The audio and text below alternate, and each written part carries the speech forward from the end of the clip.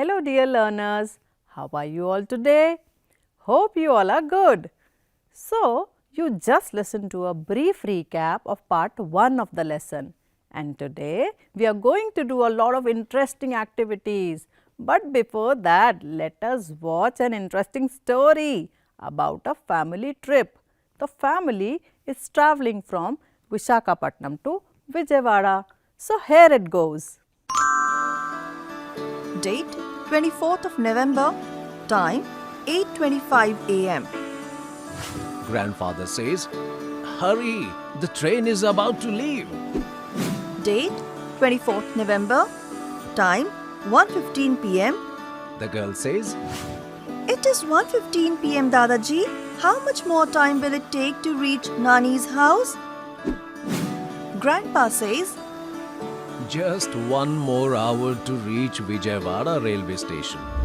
Date 25th November. Time 10 p.m. The girl says, Ma, we enjoyed a lot today. And look at Mamaji. He's looking very handsome.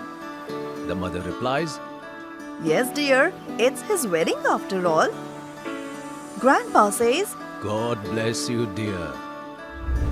Date 26th of November. Time 8 a.m. The boy says, Ma, our train is day after tomorrow. Can we go for sightseeing? The mother says, Yes, we will go to Mangalagiri Hills at 11 a.m. Date 26th November. Time 5 p.m. The girl says, See, Dadi, how beautiful these trees and plants are. There are so many beautiful flowers also. Grandpa says, "Children, it's 5 p.m. We will be late. Let us go back." Date 27th November. Time 9 a.m. The family decided to go to Kondavalli Fort by bus at 9 a.m. Grandpa says, We will come back after 8 hours. the bus conductor says, Okay, sir. You visit the fort. I will come after 8 hours to pick you all. Have a nice trip. Date 28th November. Time 7 p.m. The boy says, Oh, Papa, our trip ended and now we have to go back to our home. But I'm excited to travel back by the fastest train in India called Vande Bharat. The father says, Yes. The girl says, Wow! Date 28th November. Time 11:30 p.m. The boy says, Mummy, I can't wait to tell my friends about this exciting trip. The mother replies, Yes, we will make such a trip again very soon. So children, did you enjoy listening to the story? I enjoyed a lot. So now, will you be able to answer a few questions related to the story? Can you tell me why did the family plan the trip? Was it to go on a vacation or was it to attend a family function? What do you think? Yes, it was to attend a family wedding. Next, which place did the family go for the trip? They went to Vijayawada, isn't it children? Now you have to tell me what did you like about their trip? Which part of their trip was your favorite? Did you enjoy watching the children travel in the fastest train in the country, which is the Vande Bharat?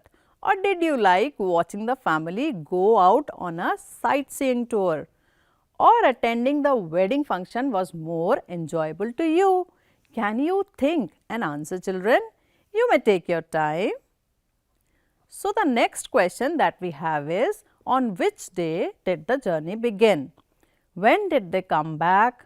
How long was their trip? Well, if you remember, their journey began on 24th of November and they came back on 28th of November. So, their trip was 5 days long. Next question is, which places did they visit in their trip?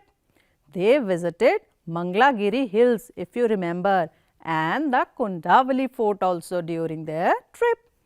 Now, let us find out how long was their day trip in Mangalagiri Hills and Kondavalli Fort. So, the family started for Mangalagiri Hills at 11 a.m. and were there till 5 p.m. So, it was a 6 hours long trip. For Kundavali Fort, we heard Dadaji saying that we will be back after 8 hours. So, it was an 8 hours long trip for the family. Next question asks us, how many hours were they in the train when going from Visakhapatnam to Vijayawada and from Vijayawada to Visakhapatnam? Well, the family started at 8:25 a.m. from Visakhapatnam and reached at 2:15 p.m. to Vijayawada. So, approximately 6 hours was their travel time. Whereas, while coming back from Vijayawada to Visakhapatnam, they started at 7 p.m. and reached at 11:30 p.m. So, the travel time was 4 hours 30 minutes. Children, can you see that they took less time to cover the same distance while coming back to Visakhapatnam? So, can you think and find out why so? Please think and do answer. Now, children, can you tell me about any of your trip that you took recently and what did you enjoy the most about this trip of yours? It could be any trip, a trip to your relative's house, a trip to your friend's house or a vacation with family. Think and tell, children. Okay, so after the trip to Vijayawada, it's time to meet a sweet girl named Gargi. Would you like to meet and know her? So, this is Gargi, children, and I am going to tell you about her daily routine, all the activities that she does in a day. So, she wakes up at 6 o'clock, you can see that. Then she goes to draw water at 7 o'clock. Next, she leaves for school. I am sure that you all know how to read the clock. Can you read? What time is it by the clock? Let me help you with it. So, the short hand on the clock tells us what hour of the day is it. It is called the hour hand. The long hand is the minute hand. So, can you observe and tell what time is the clock showing when Gargi is leaving for school? Yes, it is 8 o'clock because the hour hand is at number 8 and the minute hand is at number 12. Then we see that at 10 o'clock she is studying in her class. Next we see she is coming back home. And what is the time by the clock, children? What time would it be if the hour hand is at 1 and the minute hand is at 12? It would be 1 o'clock, right? So, Gargi comes back from school at 1 o'clock. Then after coming back, we see she is taking her lunch. And can you see the time in the clock now? Yes, it is 2 o'clock. That's a lunch time. Now, she is playing with her friends and the time by the clock is 4 in the evening. Oh, now she is off to sleep. And what time is it in the clock? It's 9 p.m. Indeed, she is very tired. She have had a long day. So, you notice the routine of a day of Gargi. You too might have a routine of your own, children, which you follow in a day. Am I right? You too might have a fixed time of waking up in the morning, of going to bed, of reaching the school or having lunch and so on. So, in the next activity, you have to read the time on the clock and mention the time in the space given below. I am sure now you know how to read the clock, so you can do it easily. Isn't it, children?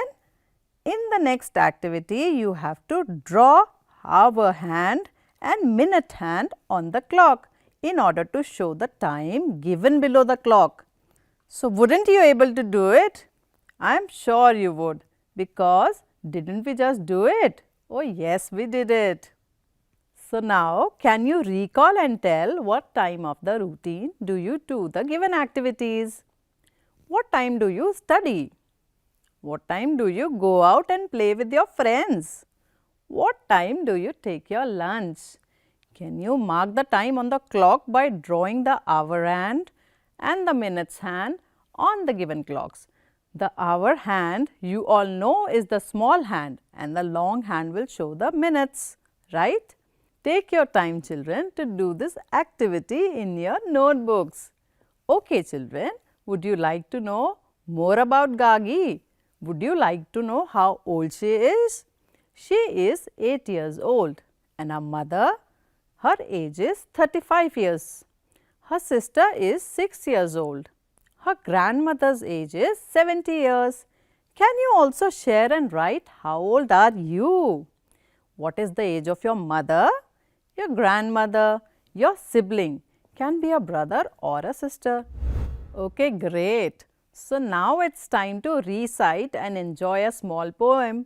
Are you all ready for it? But first tell me if you know in which direction does the sun rise. Children, the sun rises in the east direction. Why did I ask you this question? It's because our poem is also about the 4 directions. So let's start the poem. Let us stand to face the rising sun. This is the east direction. To your back you will find the west direction. Put your left thumb out and that is north. On your right is the direction south.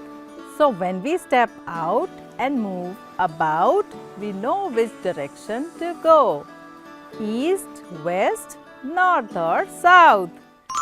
Did you enjoy the poem, children? I am sure you did. With that, we are coming to an end of our learning today. But before leaving, I would like you to find answers to a few questions by observing the given picture. You can see a classroom in the picture and few students named Anil, Nitin, Anjali, Sara, Haneet, Hiti, Meera, Ali and Danin are studying in the classroom. Did you notice the letters N, S, E, W also? What are these letters?